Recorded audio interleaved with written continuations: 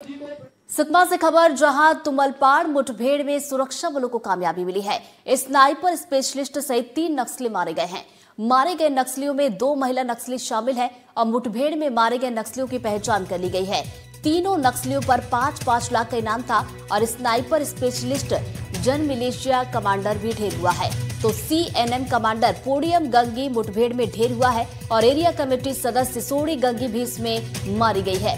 मौके से rifle, BGL launcher, गोला बारूद बरामद कर लिया गया है।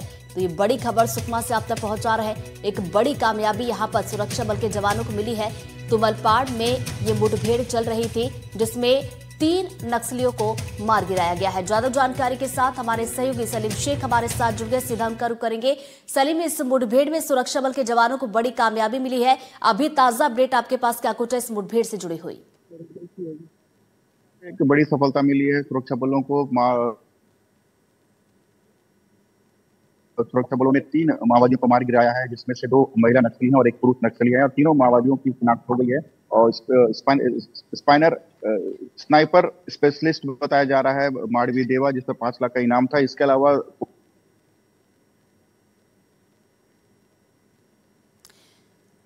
तो देखिए, हमारे सहयोगी सलीम हमारे साथ जुड़े थे, जानकारी दे रहे थे। हालांकि संपर्क यहां पर टूटा है, दोबारा जुड़ने की कोशिश करेंगे। लेकिन आपको बता दें कि सुकमा से इस वक्त बड़ी खबर आ रही है, जहां पर तुमलपाड़ में मुठभेड़ हुई सुरक्षा बल के जवानों नक्सलियों के बीच, जहां पर सुरक्षा बलों को बड़ी कामयाबी हाथ मिली है। स्नाइपर स्पेशलिस्ट सहित 3 नक्सली मारे गए हैं। हमारे सहयोगी सलीम हमारे साथ एक बार फिर से जुड़ गए, रुक करेंगे। सलीम, आपकी बात अधूरी रह गई थी, पूरी कीजिए।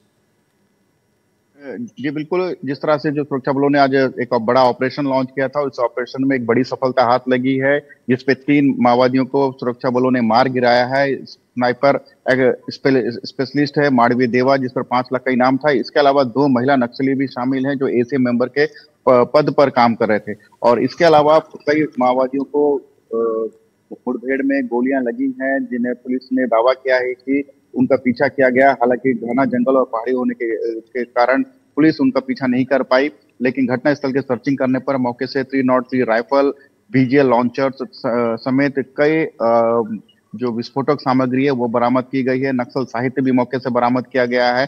पुलिस ने बताया कि माओवादी किसी बड़ी घटना को अंजाम देने के फिराक में ही एकजुट हुए थे जंगल में, और जैसे ही इसकी सूचना पुलिस को मिली, पुलिस ने एक बड़ा ऑपरेशन लॉन्च किया और मौके से इन्हें मार गिराया है। और जो नक्सली मारे गए हैं उनकी पहचान भी कर ली गई है और कुछ जो घटनास्थल से कुछ नक्सल साहित्य भी बरामद किए गए हैं। हालांकि पुलिस ने अभी इसका खुलासा नहीं किया है, क्योंकि अभी तक जो फोर्स है वापस नहीं लौटी है। जब तक फोर्स वापस नहीं लौटेगी, आगे की कार्रवाई जो है वो जारी रहेगी। जी सलीम, किस तरह के हथियार बरामद किए गए? साथ ही साथ देखिए, चूंकि मुठभेड़ अभी भी जारी है, तो क्या ये आंकड़े बढ़ भी सकते हैं? जी, फिलहाल अभी मुठभेड़ रुक गया है, क्योंकि जंगल और पहाड़ी वाला इलाका है और माओवादी जो इस मुठभेड़ में शामिल थे वो मौके से भागने में कामयाब हो गए हैं। हालांकि रुक रुक के फायरिंग जरूर हो रही थी, लेकिन मौके का घटनास्थल की अभी सर्चिंग जारी है। 3 शव बरामद कर लिए गए हैं। शव के साथ 303 राइफल, बीजीएल लॉन्चर समेत अन्य जो विस्फोटक सामग्री है उसे बरामद कर लिया गया है।